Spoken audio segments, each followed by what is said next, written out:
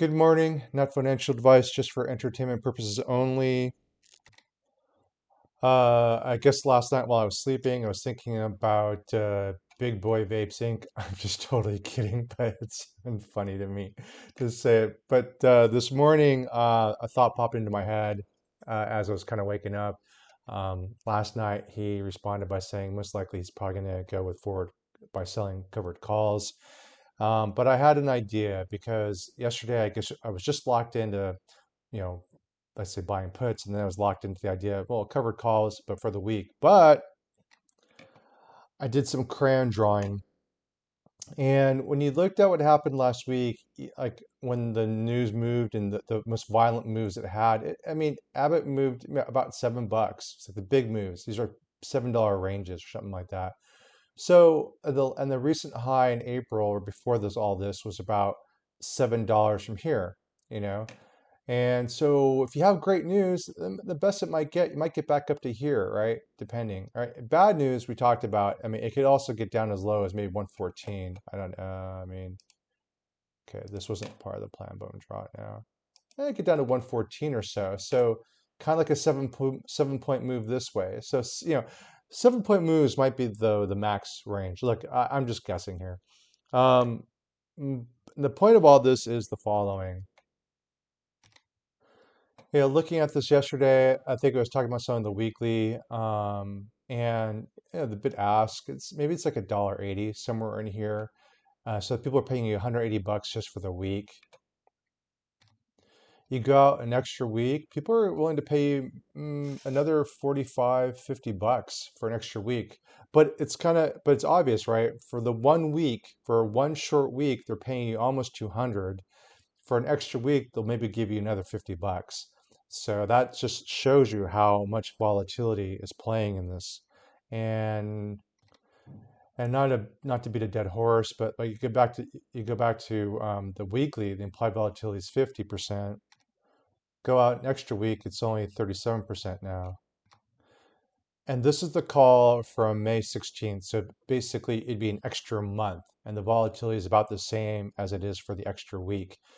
But the reason I'm bringing this up is I'm not sure how attached you are to your Abbott stock, but um, if you were to sell the May 16th, even if Abbott makes the big move, right? And you could sell further up, right? You don't have to sell the 130. 130 is just an example. You pick a price where you would be okay losing your stock at, right? You're like, okay, at 130, I'm good with it. But now that I have a clearer mind this morning, if you sell the May 16th, this gives you a lot more time so that should Abbott, rocket, break your strike, the call's in the money, you're at risk of losing it.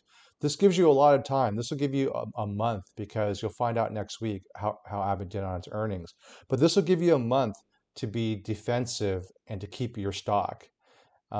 If we call this, I call it 425 or so, right? If you sell the Abbott 130, call it $2 if you sell the Abbott 135.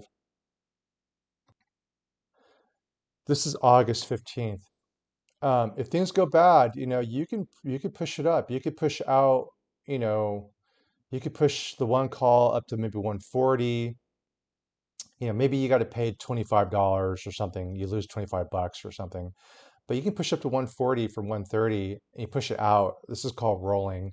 And now most likely you can hold on to your stock. You can run some quick little math like, okay, you're going up 10 points and over, time value, and then do a quick return. And I can help you do the math if you want to do it to show you the numbers if you want to see it. Just let me know of how I would kind of look at on back of the envelope type of analysis, what your return would be holding on versus your return would be letting it go in April, right, or in May if you sell the May one, or what it would be like if you were to push it back to August. Because I used to, I don't do it anymore. I would do that type of analysis to see whether or not I should roll or not, if it was a good return for my money. But I wasn't always really good though about doing that. Like the risk like risk adjusted return. Like I wasn't really factoring risk properly, but I was just doing like percentage return type stuff. If you did, I'm sorry if I confused you on that.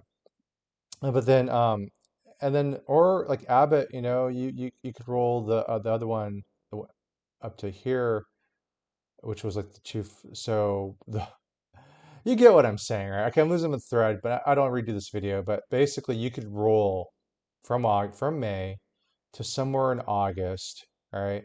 Now, this is as of now, of course. I mean, if these prices are going to change, but what I'm saying is you could find something.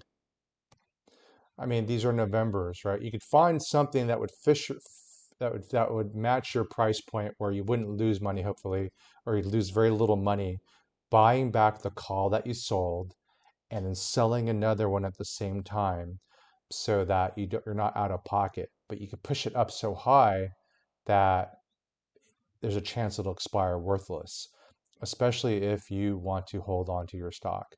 The other thing to keep in mind is that Abbott gives a dividend. So if your call is anywhere close to the price of the stock around the dividend date, you might get exercised just because of that. I've never sold calls on dividend stocks or on earnings, so I don't really know how that works out. I've just heard that that sometimes happens. But if you're, but if, but if Abbott's at $140, you roll it out to 160, and the guy wants to, or the person wants to exercise the call and take your stock, fine. They've given you 20 extra dollars of profit. They're probably stupid. Anyway, that's it. All right, I'm gonna stop, let you go. Enjoy your weekend. I hope this helps. Wasn't trying to confuse you. Was just trying to give you um, another perspective. Good luck.